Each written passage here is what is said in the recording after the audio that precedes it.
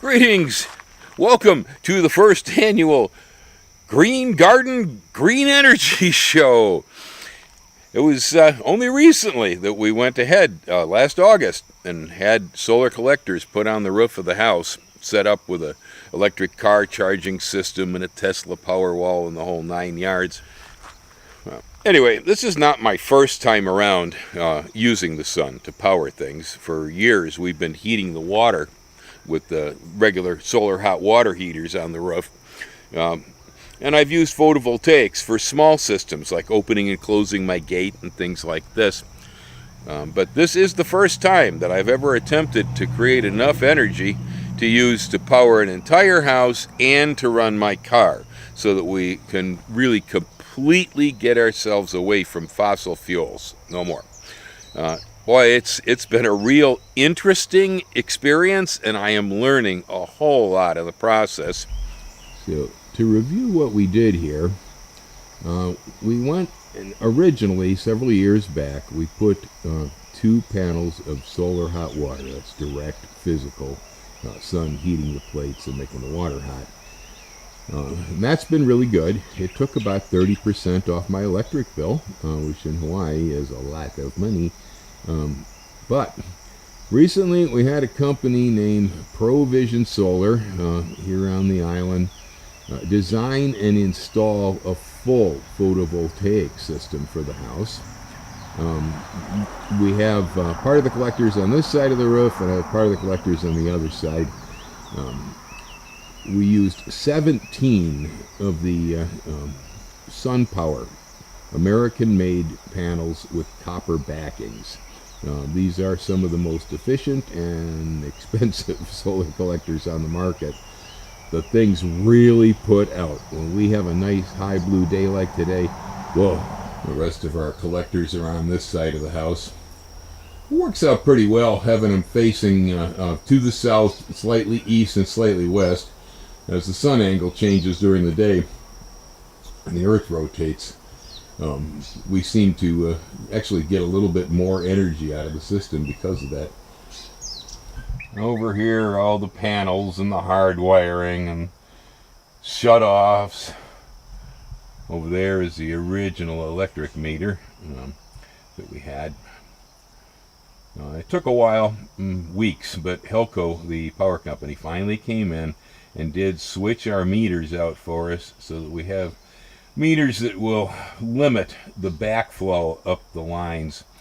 It used to be we had net metering and the meter could basically turn backwards and you get dollar for dollar, kilowatt for kilowatt. Helco stopped doing that. I don't know why. I mean, the explanation is, the grid was getting overwhelmed with power. I don't know, what's really true, but at this point I can get about 33% per kilowatt from the power company as a payback for what goes back up the grid compared to what they charge me. So obviously it isn't worth sending power back up the grid from here. This is a Tesla Powerwall.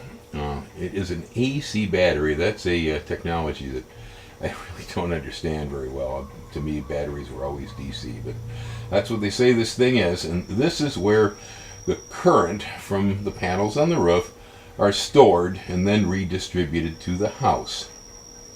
It's a very small, nice, compact unit, and it does a real good job of keeping the house away from the grid. This is the inverter system and the solar car charger. Solar car charging is something very new. We've had a few issues with that. I believe now, at least for ProVision, we are only the 4th party on the island that's ever had one of these installed, and they're quite new as far as the manufacturer is concerned. And we have had a few bugs. Actually, the car charger is the only buggy part of the system at this point. And of course, the crowning touch to the whole thing, and that is the Chevy Bolt EV. Now, this is not Chevy Volt with a V, which is a hybrid. This is a full electric Chevrolet called the Bolt. And I'm in love with it, but we're going to talk about that some other time. On this Android tablet here, I am running an app for the Tesla, the Powerwall, and you can see here there's a display that shows that white Tesla Powerwall there being at 83% at the moment. It is 8:57 in the morning. The wall was at 68% when I woke up this morning. It's usually somewhere between 65 and 75% full after usage during the night. Actually, so much of our usage actually does come on during the evenings because of lights and maybe running TVs and different things like that, cooking. But we've started to pick up solar energy right around 6:20 this morning.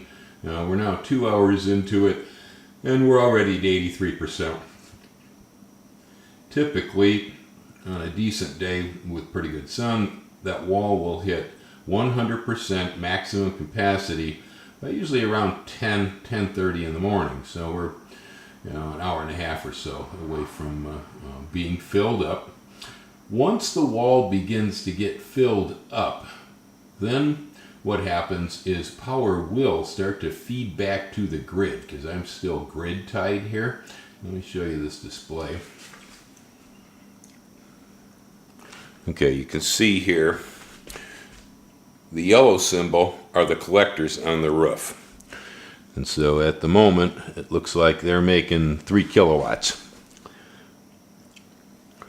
The house at the moment is using 4/10 of a kilowatt. And so all the rest of that power, 3.6 kV, is going into the power wall. This here is the grid. At the moment, there is nothing going back to the grid. And probably at about 10 o'clock or so, we're going to start to see power flowing back towards the grid. Currently, I need another source other than the single electric car to be able to keep the power here. And so I can plug the car in once we start to feed back to the grid, and that will stop power from going up to the grid. We'll run it into the car battery. But I can only do so much of that, so I almost need a second electric car to try to keep as much power as possible here. Now, there's nothing wrong with having the power go back up the grid. I mean, that's one of the beautiful reasons of being grid-tied in a system, that extra current, you do get paid for it, although at a lower sum. Other people get to use it, so it's a sharing thing where we're actually helping to produce power here in Hawaii. And so it's all good, but, if they're charging me $1, they're only giving me 33 1/3 cents for the current that goes back up. And so it's really cost effective for me to attempt to try to keep as much current here at the house. So this means that as soon as the power wall fills up during the day, we should be turning on the electric stove, turning on the dryer for the clothes, running a dehydrator for produce, and so on and so forth. You really want to try, as soon as that wall fills up every day, to take all that excess current and start doing all the daily activities that use a lot of power. Now, if we look here and you tap on that icon, here you go. We have a graph display. This is today. Here's a timeline. This was last night before 4 o'clock. We weren't running much of anything. Right there is where Bill woke up, turned on the coffee pot. I'm not exactly sure why, but it appears that anything is switched on. Initially, there's quite a spike as the current starts to flow. You can see it in the graph there. But then it comes back down, it settles. This over here was me turning on the electric stove and cooking some oatmeal this morning.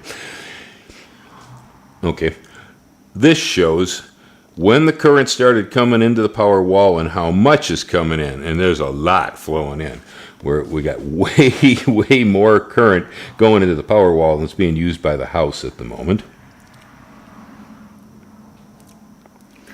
That display there would be the grid. If there was anything either being pulled from the grid or pushed back to the grid, it would show, but there's nothing going either way at the moment, so it's not there.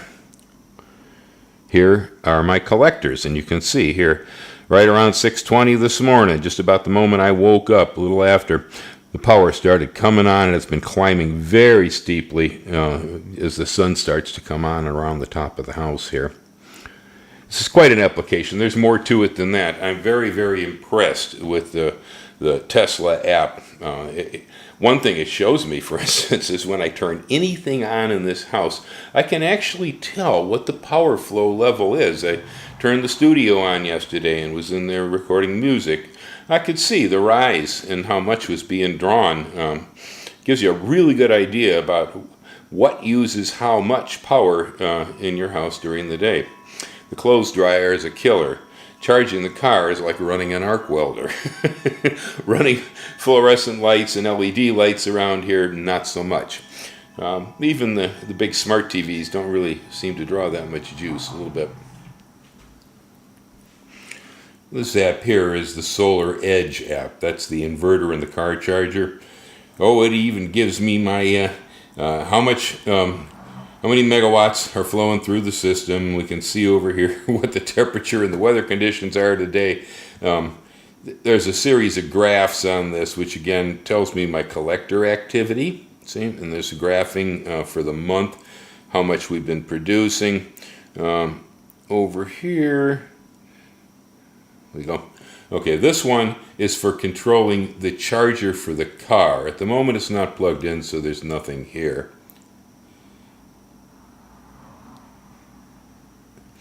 This one's pretty interesting. This tells you how much each one of the collectors on the roof is producing. I find that pretty extraordinary. And so if there's any problems with any of them, if I start to get some bird poop on them or that, I can actually read it from here by trying to determine which one of the collectors is faulting. So we got the system up and running sometime around the middle of September. And so currently we're heading towards the first month of operation here. During that entire period, mostly power has been exported to the grid rather than us having to pull down from the grid. There were a couple of occasions where Ellen was drying fruit in the dehydrator, which is electric, overnight. And yeah, we pulled some juice down to run that dehydrator. Also, currently there are still some issues with the car charging system that are yet to be resolved. And at the moment when I get that car plugged in, I do start to stream some juice down from the grid. That will stop. We've been in conversations with the engineer at Pro Solar. Using a solar array to charge an electric automobile is really something very new. The technology didn't exist. As I mentioned before, the company I went with has only installed 3 of these previously on the island.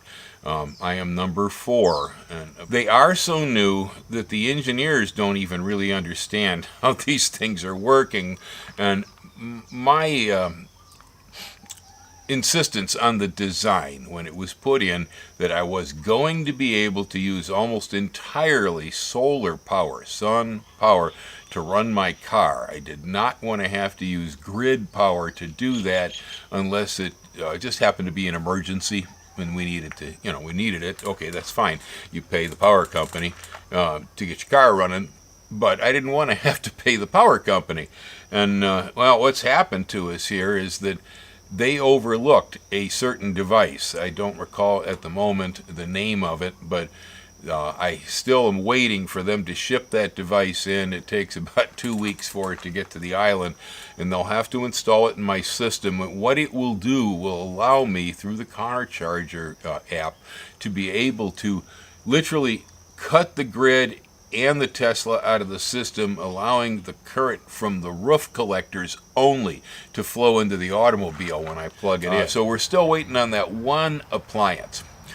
On the other hand, there have been a lot of epiphanies in this. I had no idea that when you have an electric car, that the motor will turn into a generator when you're going downhill or when you're braking, so that it literally runs power back into the battery. I have actually had the experience with my new electric car of driving downhill, because we live on the side of Kilauea here, driving downhill to Hilo, say a 20-mile trip down there, and watching the current in the battery going up continuously on the way to town, because the car is braking, and when it's in a braking mode, that motor turns to a generator and it puts that current back to the battery. And then when I turn around and go back uphill, it starts drawing from the battery, and I've actually gone full round trips between here and Hilo and between here and Volcano up the mountain, and come back home with exactly the same amount of current, or nearly so, in my battery as I had when I left. Now that is remarkable. The whole thing's full of epiphanies, okay? And what I would like to say today here on the Green Energy Green Garden Guy show is, I sure wish each and every one of you out there watching this channel would just go ahead and do it. Get yourself off of fossil fuel. Get off the coal. Get off the oil. We are literally running oil-free here. I'm running coal-free. I'm running nuclear energy-free. I'm not relying on any of that anymore to either to run my automobiles or to run my house. All the power here is being produced by us. We are no longer consumers. We are now net producers of energy. Everybody in the United States has the potential, within certain ranges, of being able to be a net producer of energy. I mean, how long have you been tied into this system? You go to the gas pump, the price has gone up $5 a gallon. Everybody's in lines waiting for gas. I don't wait in gas lines anymore. I was watching people lining up for gas the other day and thinking, whoa, gee, I'm going to miss out on a great American social institution waiting for gas. That really hurts, Or it's like, I can't control what our government does or what they do in international politics here, but as far as I'm concerned, I am no longer directly contributing to war for oil. I don't want any part of that. I mean, the war for water is coming, okay, but right now, it's still war for oil, and I don't want any part of that. It's nuts. It's absolutely crazy. So I am encouraging all of the viewers to visualize this. No more gas pumps, no more smelly cars, no more noisy automobiles, no more stink in the air, no more bills from the utility company. Maybe it's a check, or maybe you've gone completely off the grid. Just visualize it. Think about that. The freedom is amazing. It's amazing how we're shackled to the energy people. We can't do anything anymore without having the energy supplied to us. And so many of the problems in our world today are focused around acquisition of energy. It's shameful, considering the sun will actually do the job. At the current rate of technology that we have today, we're set, okay? I hear a lot of people say, well, I mean, the technology's not, and all this. That's junk, okay? This system works. I haven't pulled any juice down from the grid since we set the thing up, with the exception of that one problem with my car. This house is running itself completely off of the sun. Yeah, another thing I'd like to mention too, and that is grid tied or off-grid. Now, here in Hawaii, there are a lot of people that live in areas where there is no grid. There never was the rural electrification program of the 1930s that FDR put up, like in Tennessee and places like that. Hawaii still is powerless in many, many areas, especially here on the Big Island. But yet these are areas where people live, and they commonly live, off-grid, using solar energy. We've been using solar energy here in Hawaii probably more and for a longer period of time than most people in the mainland have, because it's just, we had to. There's no other alternative. You wanted to run a refrigerator, you're going to run it off the sun because you didn't have a wire. Well, now, if that is your situation, and you're living in a place where you have to be off grid, well, hey, I mean, that's the way to go, right? There's no other alternative anyway, and it's a fine thing. On the other hand, I have had people approach me and go, well, can't you take it off grid? Why don't you, well, why did you remain tied to the grid? Well, technically I'm not. If I flip a switch over here on the wire, I run off grid. Okay, so I can run this thing off grid. I've done it as an experiment just to see how it works, and it works. But I have remained grid tied for a variety of different reasons that I think are perfectly logical. To begin with, I only have to pay the power company a small hookup charge to keep that wire there monthly. So, we're talking like $25 a month to have the security. Now, the beauty is, if something happened to my system and I had to repair it, I have the wire. My life doesn't change, The beauty when the power company goes down is the Tesla automatically kicks in within seconds and the house is back up to normal. The only way I know we had a power failure is by looking at my app. It'll show me that happened. So, it goes both ways in that regard. But, other advantages, even if I'm not getting dollar for dollar, I am getting paid for the extra power. Socially, not wasting that power and allowing it to go back up the line where other people could use it. Socially, it's a little more redeeming, I think, in that regard. But it guarantees me a lot of advantages that you don't have when you're completely off grid. Like exporting power, bringing power down if I have an exceptional usage and I want to use that power because I'm running an arc welder, charging the car, and drying produce, at the same time. So if I have to pay Helco for the money, I'll pay them for it because I can have it, you see. So I have much greater flexibility, and I don't have to be a pilgrim to the sun, praying for sun to come out because I just can't get enough to run my system. I can get all I want. The rest of it comes from the grid if I needed it, which I haven't. And here in Hawaii, we do produce a considerable amount of our power by renewable resources, and by mandate, I believe date's probably 2040 or so. It's coming up. But we really have to be producing almost all of it. We're also big time on vehicles that either run on hybrid systems, full electric systems, or in the case in Honolulu, if you live in an apartment, they're talking about hydrogen fuel cell stuff where you couldn't get a plug-in anyway. Toyota's got a new one they came out with, and I believe Toyota's giving away the hydrogen with the car. Whoa, that's amazing, isn't it? So anyway, there would be, I think, some of the reasons why you might want to remain on the grid rather than detaching yourself if you have the option. All right, aloha. I'm enjoying the sunshine today, and I'm really loving the system. Y'all have a good day. Hang loose.